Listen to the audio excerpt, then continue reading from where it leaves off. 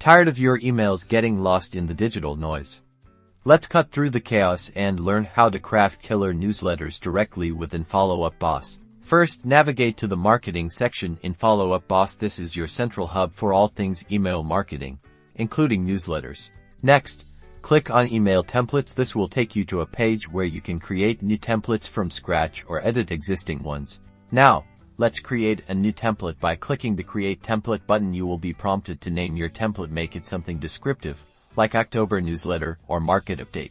Now for the fun part. Craft a compelling subject line that will entice your audience to open your email. Think about using personalization, curiosity, or a clear benefit. Use the email editor to design your newsletter. You can add text, images, buttons, and even personalize the content with merge fields like first name or last name. Make sure your content is valuable and relevant to your audience, showcasing your expertise and helpful insights.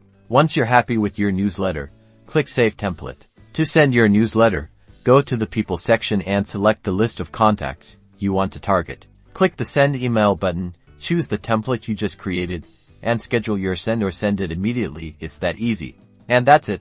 By sending newsletters directly within Follow Up Boss, you'll keep your brand top of mind, nurture your leads, and ultimately drive more conversions.